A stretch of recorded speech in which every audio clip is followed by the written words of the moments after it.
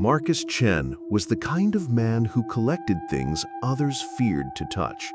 His antique shop in downtown Portland specialized in items with dark histories, cursed jewelry, haunted paintings, and objects that carried the weight of tragedy.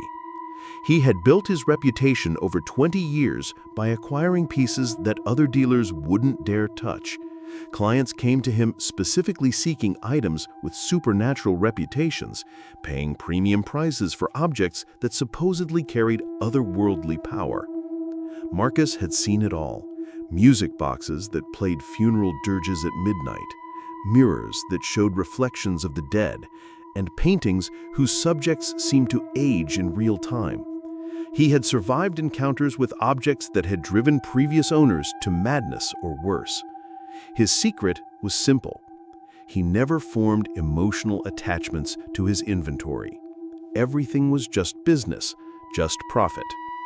So when the mysterious package arrived at his shop with no return address, Marcus felt that familiar surge of excitement mixed with professional curiosity.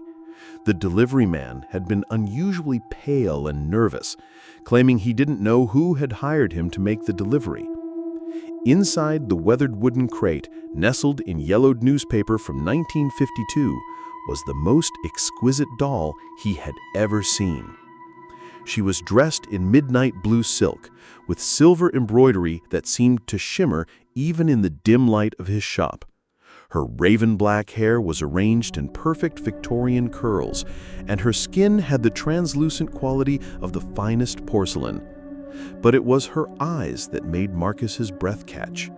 Deep violet eyes that seemed to hold galaxies of ancient knowledge. A single piece of parchment lay beneath the doll, written in elegant script. Her name is Annabelle. She chooses her own masters. Congratulations on being chosen. Warning: she has been with 17 different owners over the past century. None of them lived longer than 6 months after acquiring her. But perhaps you will be different. Perhaps you will be strong enough to resist her charms.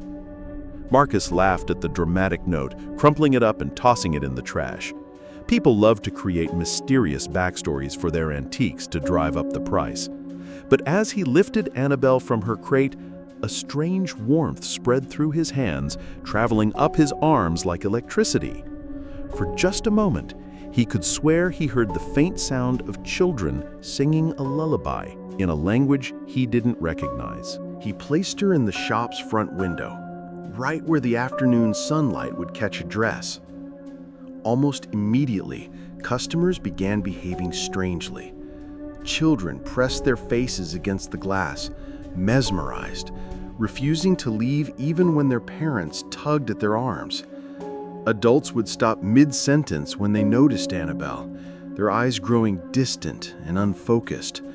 Some customers entered the shop specifically to ask about her, speaking in hushed, reverent tones, as if they were in the presence of something sacred. Within hours, Marcus received 3 serious offers to purchase Annabelle, each for astronomical amounts. But it was Mrs. Patterson, his elderly neighbor, who gave Marcus the first real warning that something was genuinely wrong. "That doll," she whispered, clutching her rosary as she peered through his shop window with obvious terror. "I've seen her before. My grandmother had a photograph from the orphanage where she worked in 1920. That exact same doll was in the picture, sitting in the playroom with a group of children. 3 days after the photo was taken, 12 children disappeared overnight. They never found the bodies, never found any evidence of what happened." Mrs. Patterson's voice dropped to barely a whisper. "My grandmother tried to burn that doll, Marcus, threw it right into the orphanage's furnace. But the next morning it was back in the playroom, completely unharmed, sitting in the exact same spot. That's when my grandmother quit her job and moved across the country. She was terrified that thing would follow her." Marcus dismissed her concerns as the superstitions of an old woman, but that night, something unprecedented happened in his shop. He was working late, cataloging new inventory, when he heard the soft sound of footsteps upstairs in his apartment. This wasn't unusual. Old buildings made noise, but these footsteps had a rhythm, like a child skipping. When he went to investigate, he found Serafina sitting on his kitchen table, no longer in the shop window where he had left her. "Impossible," Marcus muttered, picking up the doll to return her downstairs. But as his fingers touched her face, images flooded his mind. He saw a Victorian mansion where children played with Serafina, laughing and singing, but their laughter gradually turned to screams as something invisible began pulling them into shadows. He saw a 1940s orphanage where Serafina sat watching as children disappeared one by one, always during the darkest hours of night. He saw a suburban home in the 1980s where a family of 4 had vanished without a trace, leaving only empty rooms, and Serafina sitting serenely on a child's bed. The visions were so vivid that Marcus dropped the doll, gasping. Serafina's porcelain head cracked against the floor, but instead of breaking, the crack sealed itself within seconds, leaving no trace of damage. That's when Marcus noticed the photographs. His apartment walls were covered with pictures he had never seen before. Dozens of black and white photographs showing families, children, and individuals from different time periods. In every single photograph, Serafina was present, sometimes in the background, sometimes being held lovingly by a child.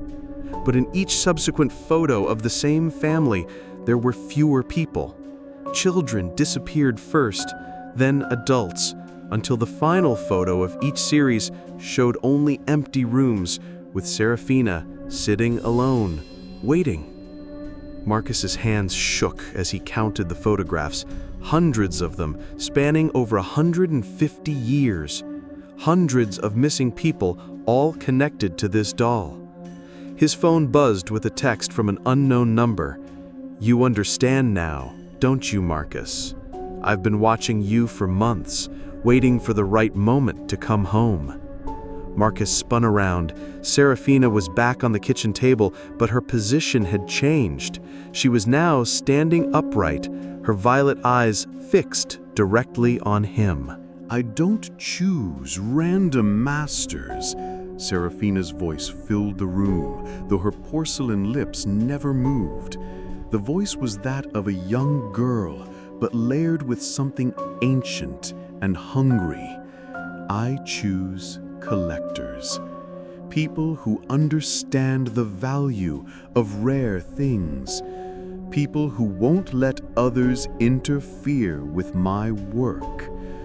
What do you want?" Marcus whispered. "I want what I've always wanted," Serafina replied, beginning to move with fluid, impossible grace around the kitchen. "I collect souls, Marcus. I've been doing it for centuries. Each person I take makes me stronger, more beautiful, more real. And you're going to help me expand my collection." "But I'm different from other collectors," Marcus gasped, still struggling against the invisible force holding him. "I don't sell to families with children. I deal with serious collectors, museums, people who know how to handle dangerous artifacts." Serafina's laugh was like silver bells mixed with screaming. "Oh, Marcus, you really think I need you to sell me? I've been placing myself with new families for over a century. A mysterious delivery here, a found doll there, a generous donation to a children's hospital. I have my ways." The doll reached up and touched Marcus's hand with her tiny porcelain fingers.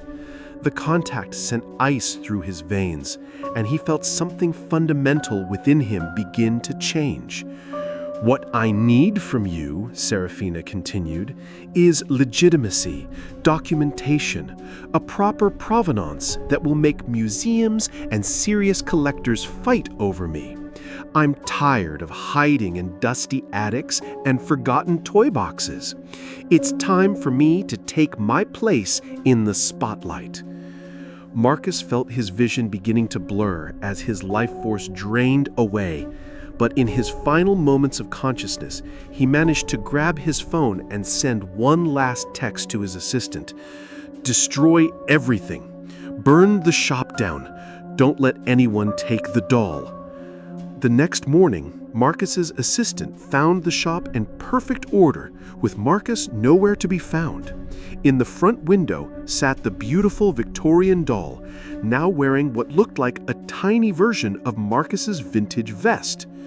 Around Serafina's neck were two necklaces now, the gold chain from Marcus's aunt and a silver pendant that his assistant recognized as Marcus's favorite piece. The police investigation found no signs of struggle, no evidence of foul play. Marcus Chen had simply vanished, leaving behind only his thriving antiques business and one particularly striking doll that several collectors had already called about purchasing. Serafina smiled her perfect porcelain smile as potential buyers examined her through the window. She had learned to be patient over the centuries. The right family would come along soon enough, perhaps one with several children who would love to have such a beautiful playmate. After all, she was building quite an impressive collection, and she was nowhere near finished. In the depths of her porcelain shell, Marcus's soul joined the chorus of hundreds of others, all screaming mournings that no one would ever hear. And Serafina's violet eyes sparkled with anticipation for the hunt to come. Because some appetites can never be satisfied. And Serafina had been hungry for a very, very long time. The for sale sign appeared in the shop window that very afternoon, and by evening, 3 different families had already called about the beautiful doll in the display case. Serafina could hardly contain her excitement. They say that antique shop still operates today, under new management. And sometimes, late at night, people walking past report seeing a beautiful doll moving through the shadows inside, arranging and rearranging the other items as if she owns the place. Because in a way, she does. Serafina is still collecting, still waiting, still choosing her next victims with the patience that only immortal evil can possess. And if you ever see a doll with violet eyes and a knowing smile in an antique shop window, remember this story. Walk away, because she might just choose you next. If these stories sent chills down your spine, don't vanish into the darkness without hitting that like button. Share your scariest experience in the comments below, because your story might be featured next.